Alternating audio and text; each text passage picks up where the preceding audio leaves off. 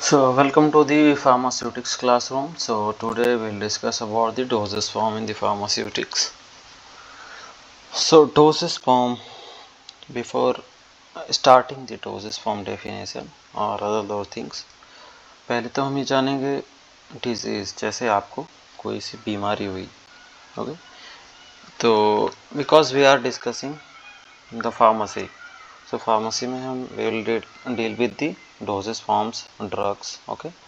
सो सबसे पहले तो हम ये डिस्कस करेंगे, अगर आपको कोई बीमारी होती है तो उसको ट्रीट करने के लिए हमें कुछ दवाइयाँ लेनी पड़ती हैं, ठीक है। दवाइयों में जो चीज़ होती है, जो डिजीज़ को ठीक करती है, वो प्राइमरी चीज़ होती है ड्रग, ओके। सो जो भी दवाई आप ले रहे हो उसमें जो इफ़ेक्ट आ रहा है, जैसे आपको बुखार हुआ, बुखार ठीक होने के लिए आपने लिया paracetamol, so that paracetamol is drug, that is drug only, okay. So drug को हम और नाम से भी जानते हैं, जैसे API. So the full form of API is active pharmaceutical ingredients. So this API is the main chemical which is going to treat your disease, okay. और इसी को और नाम से भी जानते हैं, जैसे थेराप्यूटिक सब्सटेंस या ड्रग सब्सटेंस, ठीक। तो डोजेस फॉर्म की डेफिनेशन क्या है? Dosages forms are the methods और the formulations through which we are going to deliver the API drug at the site of action. तो जो आपकी दवाई थी, जैसे ये थी, किसी भी डिजीज़ को ट्रीट करने के लिए क्या थी? ड्रग। पर ड्रग को एज सच हम नहीं ले सकते क्योंकि वो कड़वा होता है, क्वांटिटी में बहुत कम होता है, तो ये साइट ऑफ एडमिनिस्ट्रेशन तक पहुंच ही नहीं पाएगा जो थेराप्यूटिक कॉन्सेंट्रेशन में हमें चाहिए। मतलब जितने mg हमें चाहिए बॉडी में, उतने mg तक अगर हम ऐसे लेते हैं डायरेक्टली तो वो नहीं पहुंच पाएगा। तो उसके लिए हम क्या यूज करते हैं? Dosages form, okay.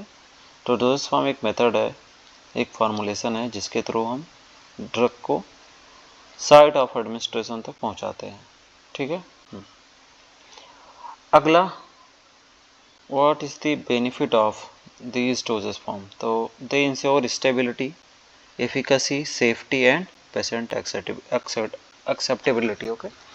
तो अगर हम दवाई को एज सच देते हैं, अगर हम रखते हैं तो उसकी स्टेबिलिटी में प्रॉब्लम है। जैसे हम टैबलेट को खुला छोड़ दें, या मतलब API को खुला छोड़ दें, अगर कोई API ऐसी है, कोई ड्रग ऐसा है जो मॉइस्चर सेंसिटिव है, मॉइस्चर को एब्जॉर्ब कर लेगा और वो क्या करेगा? ख़राब हो जाएगा, या हाइग्रोस्कोपिक है, ओके, वो सारी चीज़ें ख़राब हो जाती हैं। एफिकेसी, अगर आप मैनुअली डायरेक्ट API ले रहे हैं, अगर आप 500 mg लेने की ट्राई कर रहे हैं, तो it is not possible to take 500 mg accurately. तो इन सब प्रॉब्लम्स की वजह से हम डोजेस फॉर्म यूज करते हैं, ताकि हमारी स्टेबिलिटी भी रहे, ड्रग की एफिकेसी भी मिले, सेफ्टी भी रहे और पेशेंट कंप्लायंस भी रहे।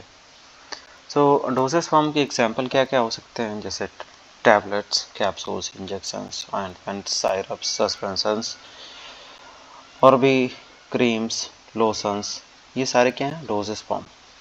सो डोजेस फॉर्म मेनली कितनी चीज़ों से मिलकर बना होता है? डोजेस फॉर्म मेनली दो चीज़ों से मिलकर बना होता है। The first one is API, जिसको हम ड्रग भी कहते हैं, जिसका इफेक्ट आता है किसी पर्टिकुलर डिजीज़ में, ठीक है। और दूसरी चीज़ क्या है? एक्सिपिएंट। एक्सिपिएंट क्या है? आप ड्रग को खाली नहीं ले सकते, ठीक है। जैसे आपने किसी बच्चे को दवाई देनी है, तो बच्चा एज सच किसी दवाई को नहीं ले पाएगा, तो उसके लिए हमें क्या बनाना पड़ता है? साइरप बनाना पड़ता है, सस्पेंशन बनाना पड़ता है। तो सपोज़ हम कोई साइरप बना रहे हैं, तो साइरप में पहली चीज़ तो होगी हमारी दवाई, उसके अलावा जितनी भी चीज़ें हम यूज करेंगे वो सारी चीज़ें क्या हो जाएंगी? एक्सिपिएंट्स, ठीक है।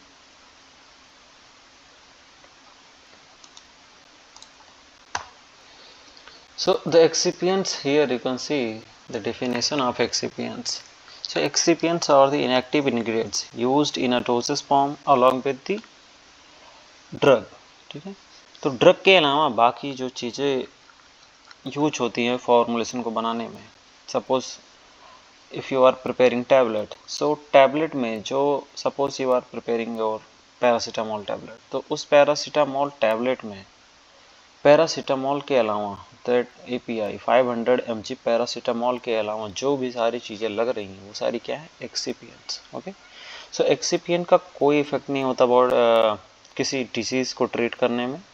दे are just for the preparation of that formulation. Okay, and the role of this excipient is to help in the formulation stability, delivery, patient acceptability of the medicine. Okay, तो इनका क्या रोल है? इनका कोई role नहीं है, इनकी कोई थेराप्यूटिक एफिकेसी नहीं होती है। बस इनका रोल क्या है, फॉर्मुलेशन की स्टेबिलिटी को बढ़ाने में, डिलीवरी के लिए एंड पेशेंट एक्सेप्टेबिलिटी को बढ़ाने के लिए होता है।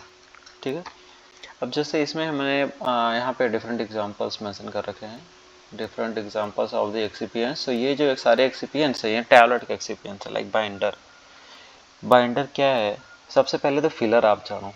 जैसे 500 mg छोड़ो, 500 mg जैसे आपका कोई टेलमिसार्टन आया 20 mg का, तो 20 mg is very less, so it is very difficult two way and formulate that 20 mg tablet. Okay, तो 20 mg का हम टैबलेट बना नहीं सकते।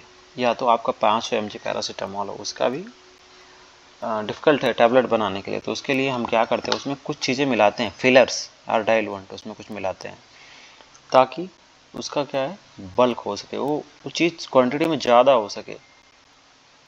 अगर वो ज़्यादा रहेगी तभी हम उसको क्या करेंगे, कंप्रेस कर पाएंगे, उसको हम टैबलेट बना पाएंगे। अगली चीज़ क्या है, हमने उसको बल्क तो कर दिया, अब उसको बांधने के लिए हमें क्या चाहिए, उसको होल्ड करने के लिए हमने उसको होल्ड करने के लिए क्या चाहिए, बाइंडर, ताकि वो क्या करे, पाउडर पार्टिकल्स को जो हमारे ग्रेन्यूल्स है उनको होल्ड कर सके। ठीक, अगली चीज़ है डिसइंटीग्रेंट। डिसइंटीग्रेंट क्या है, आपने टैबलेट बनाया, आपने बाइंडर भी डाला, वो बाइंड भी हो गई, बढ़िया टैबलेट बन गया, पर आपने उसको खाया, वो बॉडी में गई, अब वहाँ पे टूट ही नहीं रही है। जब तक वो टूटेगी नहीं तो वहाँ से क्या होगा, ड्रग रिलीज़ ही नहीं होगा। ड्रग अगर रिलीज़ नहीं हुआ तो वो ब्लड में जाएगा नहीं, अपना इफेक्ट नहीं दिखा पाएगा। ठीक है, तो इसके लिए हम डालते हैं डिसइंटीग्रेंट। डिसइंटीग्रेंट का रोल क्या होता है, ये टैबलेट को ब्रेक करने में हेल्प करता है। ठीक, next one is lubricant. Lubricant क्या होता है, इसको हम ब्लेंड में यूज़ करते हैं। जो पाउडर हमने बनाया, सपोज हमने पाउडर लिया, पहले डाइल्यूएंट लिया, फिर API लिया, फिर इसमें बाइंडर डाला, फिर उसमें डिसइंटीग्रेंट डाला, अब सब कुछ तो डाल दिया हमने, पर हमने अगर लुब्रिकेंट नहीं डाला और वो कंप्रेस होने गया मशीन में होते हैं अपर पंचेस एंड लोअर पंचेस, तो उनमें क्या हो सकता है, स्टिकिंग हो सकती है, पिकिंग हो सकती है, और दूसरी चीज़ हॉपर से ब्लेंड जो जाता है डाई तक, वहाँ तक पहुँचने में उसको प्रॉब्लम होगी, वो स्टिक कर जाएगा उधर। उसके लिए हम क्या डालेंगे, लुब्रिकेंट। प्रिजर्वेटिव्स डालते हैं टू प्रिवेंट माइक्रोवेल ग्रोथ, उसको लॉन्ग टाइम तक प्रिजर्व करने के लिए क्या डालते हैं, प्रिजर्वेटिव्स। उसके पेशेंट कंप्लायंस को बढ़ाने के लिए, जैसे अगर कोई चीज़ कड़वी है तो उसके लिए हम फ्लेवरिंग एजेंट डालते हैं। कोई चीज़ देखने में भद्दी लग रही है तो कलरिंग एजेंट डालते हैं, ताकि पेशेंट की एक्सेप्टेबिलिटी बढ़े। ठीक, now what is the role, importance of dosage form. So we have already discussed कि ये क्या करता है। जैसे आपकी कुछ ड्रग हैं विच इज लाइट सेंसिटिव, जो ह्यूमिडिटी के प्रेजेंस में ख़राब हो जाती हैं, या गैस्ट्रिक स्टमक के प्रेजेंस में ख़राब हो जाती हैं, तो उन सबको प्रोटेक्ट करता है। जैसे आपका एक टैबलेट आता है, आपके एक टैबलेट नहीं, बहुत सारे टैबलेट आते हैं, जैसे एंट्री कोटेड टैबलेट है। जो ड्रग्स एसिड के प्रेजेंस में ख़राब हो जाती हैं उनमें हम क्या करते हैं, कोटिंग कर देते हैं, एंट्री कोटिंग। वो क्या होती हैं, स्टमक पीएच में इंटैक्ट रहती हैं, जैसे ही वो गैस्ट्रिक पीएच में जाएंगे वो वहाँ पे ब्रेक हो जाएंगी, वहाँ पे वो अपना ड्रग रिलीज करेंगे। Next role is to mask the unpleasant taste और ऑर्डर ऑफ द ड्रग। अगर कोई ड्रग आपकी क्या है, अनप्लेजेंट है, उसका ऑर्डर बहुत बेकार है, तो उसको मास्क करता है, ये रोल है डोसेज फॉर्म का। कंट्रोल रिलीज को कंट्रोल करता है। पेशेंट कंप्लायंस में जैसे हमने लास्ट में देखा था हियर, कि अगर उसमें कलर भद्दा है तो हम कलरिंग एजेंट डाल देते हैं। कलर अगर फ्लेवर नहीं है, मतलब बहुत कड़वा है, फ्लेवरिंग एजेंट डाल देते हैं। स्वीटनिंग एजेंट उसको मीठा कर देते हैं। तो ये सारे तरीक़ों से हम उसको क्या करते हैं, पेशेंट कंप्लायंस को बढ़ाते हैं। ठीक, and this is the classification of dosage form. Here we can see the different classes of the dosage form. So mainly 3 ही होती है, और like solid, liquid and semi solid, ये 3 मेजर हैं। ये तो मैंने दो और ऐड कर दिए थे ऐसे के लिए। एक तो नोवल ड्रग डिलीवरी सिस्टम है जो करंटली मार्केट में भी चल रहे हैं, पर ये सारी भी इन तीन ही कैटेगरीज में फॉल करती हैं। सो पहले सॉलिड डोजेस फॉर्म मीन्स ये जो हमारे फॉर्मुलेशंस होते हैं ये सॉलिड फॉर्म में होते हैं, जैसे टैबलेट्स हो गए, पाउडर्स हो गए, ग्रेन्यूल्स हो गए, कैप्सूल्स हो गए, ये सारी किस में आएंगे? सॉलिड डोजेस फॉर्म में। लिक्विड में जैसे सॉल्यूशंस, सस्पेंशंस, इमल्सन्स, साइरप्स, लिनेमेंट्स, ओके, ये सारे हमारे क्या liquid dosage forms. Semi solids में क्या क्या आती हैं? ऑइंटमेंट्स, क्रीम्स, जेल्स, पेस्ट, हाइड्रोजेल्स, ये सारी क्या हैं? सेमी सॉलिड में आते हैं। ठीक, अब इसमें क्या है, ये डेफिनेशन जैसे सॉलिड डोजेस फॉर्म में क्या होगा? टैबलेट। अब टैबलेट में क्या है? Tablets compressed solid dosage forms. Compressed मतलब हम पाउडर को लेते हैं, उसको कंप्रेस करते हैं। हमारे पास एक टैबलेट पंचिंग मशीन होती है, उसमें सारे को डाल के कंप्रेस करते हैं तो ये टैबलेट फॉर्म हो जाता है। कैप्सूल में क्या है? जो भी हमारा ड्रग पाउडर है उसको, जो जेलेटिन सेल होता है, हमारे पास दो टाइप के कैप्सूल्स होते हैं, एक होते हैं सॉफ्ट जेलेटिन, एक होता है हार्ड जेलेटिन। तो जो हार्ड जेलेटिन होता है उसमें कैसा सिस्टम होता है? बॉडी और कैप। ठीक है, तो बॉडी में हम क्या करते हैं? एपीआई भर के कैप से उसको क्लोज कर देते हैं। और जो सॉफ्ट जेल्स होते हैं उसके लिए हमारे पास अलग क्या soft gel capsule filling machine होती है। ठीक है, पाउडर्स, पाउडर्स क्या है? Dry finely divided powder drugs होती हैं। ठीक है, ग्रेन्यूल्स में क्या होते हैं? ग्रेन्यूल्स में जैसे आपका छोटे छोटे एग्रीगेट्स होते हैं पाउडर पार्टिकल्स के। मीन्स आपने पहले क्या किया? बहुत सारे पाउडर्स को मिला के एक छोटा पार्टिकल बना दिया। एक होता है फाइनली डिवाइडेड पाउडर्स, एक होता है उससे बड़े पार्टिकल्स। तो फाइनली डिवाइडेड पाउडर्स को लेके उसको हम ग्रेन्यूल्स बनाते हैं। ओके, लिक्विड डोजेस फॉर्म में क्या होगा? जैसे सॉल्यूशंस। सॉल्यूशंस क्या है? Clear liquid preparations. मतलब आपने दो चीज़ों को लिया और उसको मिलाया तो वो क्या बन गया? सॉल्यूशन। ठीक है, जैसे आपने शक्कर को पानी में घोला तो वो क्या बनाएगा? सॉल्यूशन। साइरप्स में क्या है? साइरप सॉल्यूशन एक जैसे ही हैं, बस इसमें क्या है? ये स्वीटेंड होता है। सॉल्यूशंस में it is not compulsory that it will be sweetened, but in syrups they are mostly sweetened aqua solutions. Okay, जैसे कुछ कुछ आपके साइरप्स आते हैं वो मीठे नहीं होते हैं तो उनको हम सॉल्यूशंस बोलते हैं, बट कुछ कुछ आते हैं वो मीठे होते हैं तो उनको क्या साइरप्स बोलते हैं। तो difference between solution and syrup is the sweetness. If it is sweetened then it is syrup, if it is not it is solution. Okay, तो द बस बिफोर लाइक मतलब अगर तुमने सॉलिड को लिक्विड में डाला, आपने आपकी जो एपीआई है उसको लिक्विड में डाला, जैसे पानी में आपने डाला, ठीक है, और उसने क्या होमोजेनियस डिस्पर्सन बनाया तो वो क्या रहेगा? सॉल्यूशन। और सेम सॉल्यूशन अगर मीठा है तो क्या होगा? Syrup. Next one is suspension. Suspension में क्या होता है? कुछ आपकी ड्रग्स होती हैं जिसको आप लिक्विड मीडियम में डालते हो, वो सॉल्युबल नहीं है तो उसमें क्या रहता है? डिस्पर्स्ड रहती हैं, वो सॉल्युबलाइज नहीं होती हैं, तो ऐसी चीज़ों को हम सस्पेंशन बोलते हैं। सस्पेंशन में हमेशा लिखा होता है शेक वेल बिफोर यूज। इसका मतलब क्या हुआ है? वो जो चीज़ सॉल्युबल नहीं है तो वो ब्राउनियन मोशन में नहीं रहती उतने टाइम तक, तो उसकी वजह से ग्रेविटी की वजह से वो नीचे बैठ जाती हैं। ठीक है, नीचे बैठ जाती हैं तो कुछ टाइम बाद जब आप लोगे तो उसको सेक करके लेना होता है। अगर आपने सेक करके नहीं लिया तो आपने मीडियम मीडियम पी लिया, आपकी जो एपीआई है वो नीचे बैठी रहेगी। ओके, तो डेफिनेशंस वगैरह आपको डिटेल में चाहिए तो आप बोलना, मैं उसको बता दूंगा अच्छे से पूरा डेफिनेशन। इमल्सन में क्या होता है? अभी तक जैसे आपने ये देखा सॉल्यूशन, साइरप, सस्पेंशन, तीनों में क्या था? जो मीडियम था वो लिक्विड था, और जो मतलब डिस्पर्सन मीडियम क्या? लिक्विड, और डिस्पर्स्ड फेज क्या था? Solid. But in case of emulsion both will be in liquid. Okay, जैसे आपने ले लिया, इन तीनों को एग्जाम्पल देखता हूँ मैं। ठीक है, जैसे इसमें आपने ले लिया पैरासीटामोल, नहीं पैरासीटामोल सॉल्युबल नहीं है, आपका ले लिया आपने मैनिटॉल। मैनिटॉल को आपने पानी में सॉल्युबलाइज किया तो मैनिटॉल सॉल्यूशन हो गया। ठीक, अगर मीठा है, पर मैनिटॉल तो ऐसा कुछ थेराप्यूटिक एफिकेसी के लिए हम अलग जगह पे उसके यूज करते हैं। पर आपने जैसे सिंपल क्या बोलते हैं, medicated syrup, simple syrup and medicated syrup, वो क्या है? सिरप्स क्यों है? क्योंकि वो मीठे हैं। या आपने कोई भी एपीआई ले लिया जो पानी में सॉल्युबल, आपने पानी में मिलाया तो वो ड्रग सॉल्यूशन बनाएगा। पर अगर आपने वो जो डिस्पर्सन मीडियम लिया है वो मीठा है तो वो क्या हो जाएगा साइरप। ठीक है, आपने जैसे पैरासीटामोल लिया और उसको पानी में डाला तो पानी में उसकी सॉल्युबिलिटी बहुत कम है तो वो क्या बनाएगा, सस्पेंशन। ठीक है, इमल्सन में क्या है, जैसे आपने क्या लिया, दो लिक्विड लिए, एक ऑयल लिया एक वाटर लिया। ठीक, अब ऑयल वाटर क्या है, ये दोनों लिक्विड फेज हैं और पहले तीनों में क्या था, एक फेज सॉलिड था एक फेज लिक्विड था। इनमें इमल्सन में क्या है, दोनों फेज लिक्विड रहेंगे। तो आपने ऑयल लिया वाटर लिया, इनको मिक्स किया, मिक्स करने के बाद एक इसमें क्या होगा, दो फेजेस में एक फेज ज़्यादा होता है एक फेज कम होता है। एक होता है डिस्पर्सन फेज, एक होता है डिस्पर्सन मीडियम। तो जो डिस्पर्स्ड फेज होता है वो कम होता है, तो वो क्या करता है, जो डिस्पर्सन मीडियम होता है उसमें फाइनली डिवाइडेड एक ग्लोब्यूल्स बनाता है छोटे छोटे, तो इसको हम क्या बोलते हैं, इमल्सन। और ये जो छोटे छोटे ग्लोब्यूल्स होते हैं वो स्टेबल नहीं होते हैं, उसी को स्टेबलाइज करने के लिए हम क्या डालते हैं, emulsifying agent.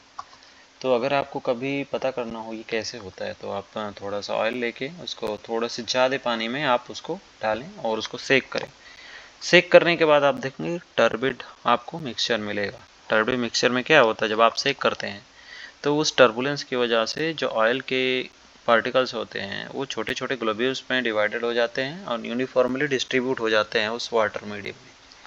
But because there is no stabilising agent, तो वो क्या करते हैं, फिर से आपस में फेज सेपरेट कर लेते हैं। तो उसको स्टेबल करने के लिए उसमें सरफेक्टेंट डालते हैं कुछ लोग इमल्सीफाइंग एजेंट डालते हैं, वो दोनों एक ही चीज़ें होती हैं। वो होता है सरफेस एक्टिंग एजेंट ही, जो कि इंटरफेशियल टेंशन को कम कर देता है और उसको स्टेबलाइज कर देता है। सेमी सॉलिड मतलब these are in between solid and liquid, तो इनको हम सेमी सॉलिड बोलते हैं। जैसे ऑइंटमेंट्स हो गए, ये थोड़ा ग्रीसी नेचर के होते हैं और इनको टॉपिकली यूज करते हैं स्किन पे। क्रीम्स, क्रीम्स मैंने लास्ट जैसे बताया आपको इमल्सन, तो क्रीम्स क्या है, इमल्सन है। ठीक है, क्रीम्स आर इमल्सन्स जो कि हम एक्सटर्नल के लिए, एक्सटर्नल पर्पजेस के लिए यूज करते हैं। जेलीज, जेल्स होते हैं हमारे, पेस्ट होते हैं। पेस्ट में क्या होता है, थिकनेस इनकी बहुत ज़्यादा होती है, सॉलिड कंटेंट में बहुत ज़्यादा होता है। So these are semi solid dosage forms. Parenteral, अब जैसे आपने लिक्विड डोजेस फॉर्म पढ़ा था तो उसमें बहुत सारी चीज़ें पढ़ी थी, तो वो जितनी भी हमने पढ़ी थी वो ओरल एडमिनिस्ट्रेशन के लिए मोस्टली था। इसमें क्या है, ये जैसे इंजेक्शंस हो गए हमारे, इन्फ्यूजन्स हो गए। ओके, तो ये क्या है, इंजेक्शंस पैरेंट्रल प्रोडक्ट्स हैं। ओके, और इसमें क्या है, इन्फ्यूजन्स में लार्ज वॉल्यूम एडमिनिस्ट्रेशन के लिए जैसे हमारे आईवीज आते हैं ना, इंट्रावीनस फ्लूइड्स, तो वो सारी चीज़ें किस में आएंगी, पैरेंट्रल में। पैरेंट्रल की प्रिपरेशन के लिए जब भी हम देखते हैं तो उसको असेप्टिक एरिया में बनाना होता है। असेप्टिक एरिया अभी अगर आपको नहीं समझ में आ रहा तो आप रहने दो, बाकी आप ये सोचो कि बाकी ये जो पैरेंट्रल है ना, पैरेंट्रल डोजेस फॉर्म, ये भी आती है लिक्विड डोजेस फॉर्म में। And it provide rapid onset of action, जो इंजेक्शन होते हैं बहुत जल्दी से अपना एक्शन दिखाते हैं।